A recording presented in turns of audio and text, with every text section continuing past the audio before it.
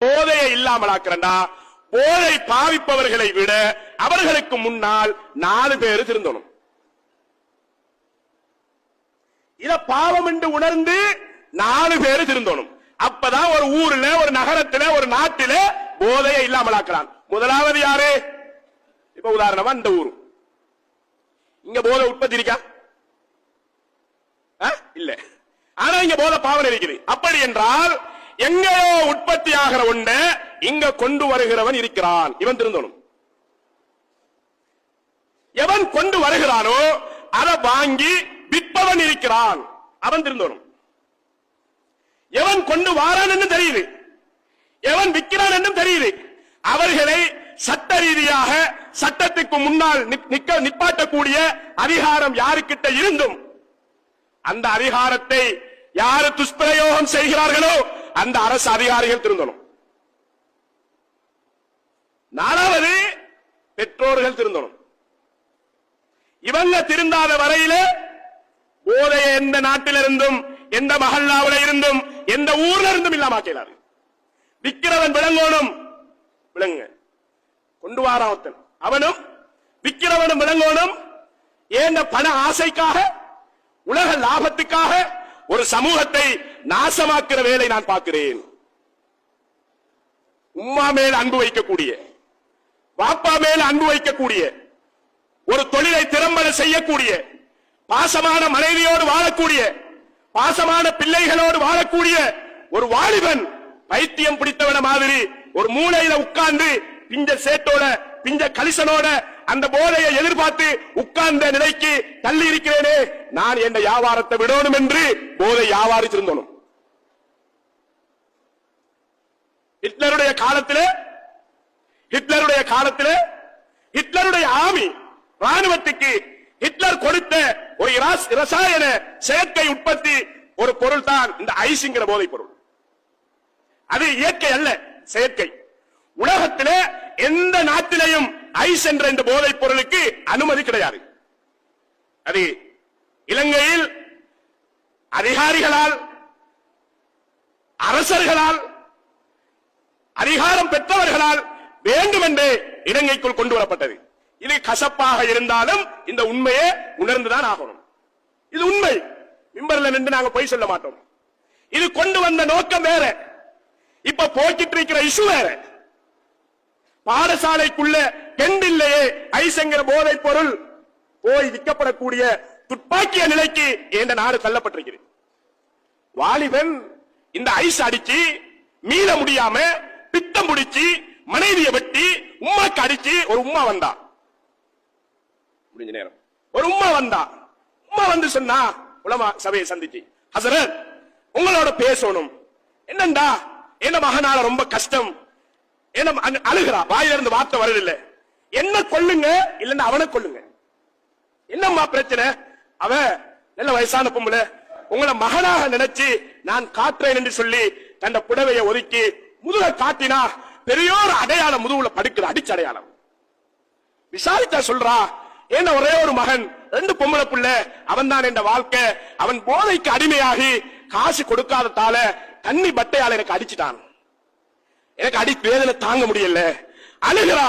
அவன் என்ன சொல்றான்டா, ஒண்ணு என்ன கொள்ளுங்க இல்லன்னா அவனை கொள்ளுங்க.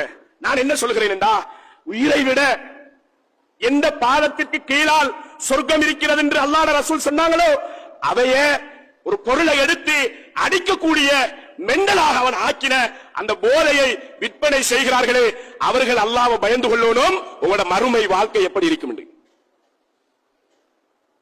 அதை வித்து அதால வரக்கூடிய பணத்துக்கு உங்களோட மனைவி சாப்பிட்டு, உங்களோட பிள்ளை சாப்பிட்டு, நீங்க ஒரு வாகனம் ஓடி, நீங்க ஒரு வயல் வாங்கி, இதை விட ஒவ்வொரு வெள்ளிக்கிழமையும் பள்ளிக்கு முன்னாலே உட்கார்ந்து நான் ரொம்ப கஷ்டப்படுகிறேன், எனக்கு ஏதாவது தாங்க என்று யாசகம் கேட்டு வாழுங்க.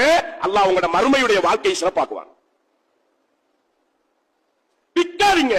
வந்திருக்கக்கூடிய குத்பாவுக்கு வந்திருக்கக்கூடிய இந்த நிறைந்த சபையில நான் ஆலிம் என்ற ரீதியில் ஒரு வேண்டுகோள் உங்களிடத்தில் வைக்கிறேன்.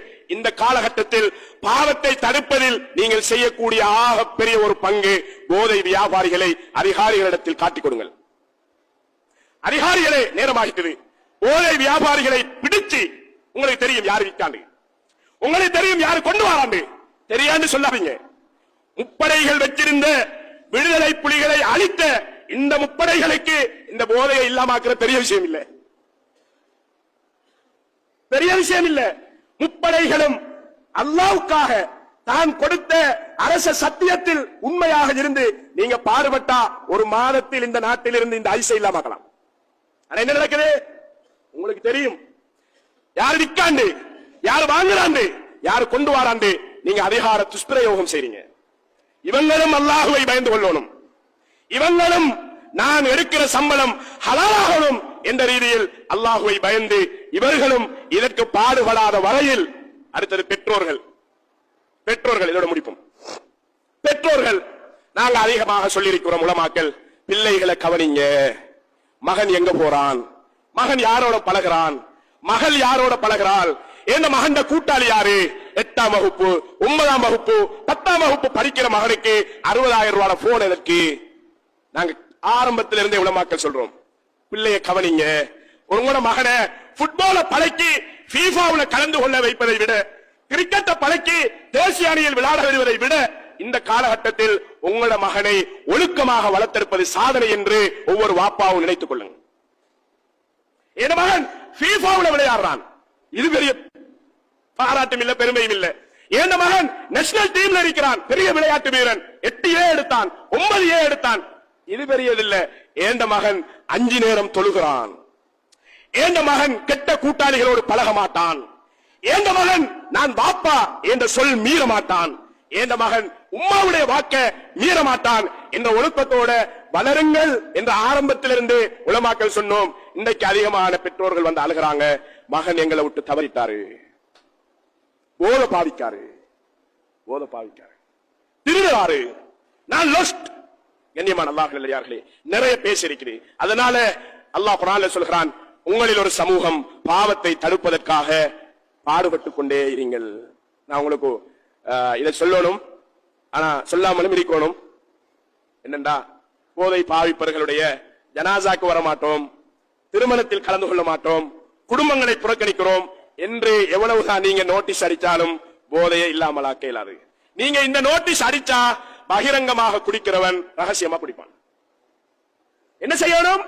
யாரு பாவிக்காங்களோ பள்ளியால ஊரால ஒரு சமூகம் ரெடியாகி அவரை போய் சந்திச்சு அந்த பொடியனை உட்கார வச்சு அல்லாஹ்வை விளங்கப்படுத்துங்க, பள்ளிக்கு கொண்டு வாங்க, பள்ளி முன்சஃப்ல நிப்பாட்டுங்க, சொர்க்கத்தை விளங்கப்படுத்துங்க, பாவத்துடைய விபரீதத்தை சொல்லுங்க, பள்ளியோட வச்சிருங்க. அல்லாஹ்வுடைய ரசூல் நிறைய இஸ்லாத்துக்கு முரண்பட்டவர்களை பள்ளிக்குள்ள கட்டி வச்சு அல்லாஹ்வை விளங்கப்படுத்தினாங்க. அவுட்டுட்ட உடனே அஷ்ஹது அல்லா இலாஹ இல்லல்லாஹ் சொன்னாங்க. அதனால பள்ளியோட வாலிபர்களை சேருங்க. வாலிபர்களே, உங்களோட ஓய்வு நேரங்களை மரத்துக்கடியில, கிரவுண்ட்ல, ரகசியமான இடங்கள்ல பாதிக்காம குர்ஆன் ஓதுறதுல, தொழுவதில், தௌபா செய்வதில், இஸ்திக்பாரில் நேரம் செலுத்துங்க. அல்லாஹ் தஆலா நம் அனைவரையும் கபூல் செய்து கொள்வானாக.